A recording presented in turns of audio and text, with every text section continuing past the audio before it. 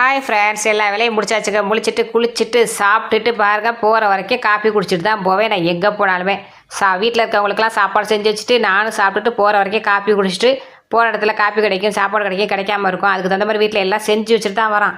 ஆனால் நம்ம வந்தோடனே காப்பி குடிச்சிட்டு வந்துட்டிங்களா, சாப்பிட்டு வந்துட்டிங்களான்னு கேட்குதுங்க. ஐயோ, எனக்கு அவங்கள நினச்சி பார்த்தா ரொம்ப டென்ஷன் ஆகுதுங்க. நிறையா பேருங்க. நான் எனக்கு தெரிஞ்ச வரைக்கும் வீட்டில் பாருங்கள், மாவு ரெடியாக அரைச்சி வச்சுட்டு தான் போவேன். எப்போயா தான் கடையில் மாவு வாங்க. எனக்கு கடையில் அதிகமாக மாவு வாங்குறது பிடிக்காது. சில பேர் இட்லி தோசை ஊற்றினா மாவு குறைஞ்சி பேர் மாவை கட்டி பிடிச்சிக்கிட்டே உட்காந்துருக்காங்க.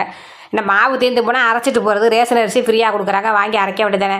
அப்பப்போ அவங்கள பற்றி பேசினாலே மண்டை தான் காயுது. சிலிண்டரை அமர்த்தி, ஜன்னலை சாத்தி, கேஸ் அமர்த்தி, லைட் அமர்த்தி, ஃபேன் அமர்த்தி, ஏசி அமர்த்தி, ஒரு வழியாக கதவை போட்டு ஷேர் அவுட்டில் ஏறி பார்க்க வந்தாச்சு கலையரசி அம்மாவை. கலையரசி அம்மா பார்த்துட்டு சாயங்காலமாக கோயிலுக்கு போயிட்டு அப்புறம் தான் வீட்டுக்கு போடும். அதனால கலையரசி அம்மா வீடியோவை போட முடியாது. கலையரசி அம்மா வீடியோ இப்போ வராது.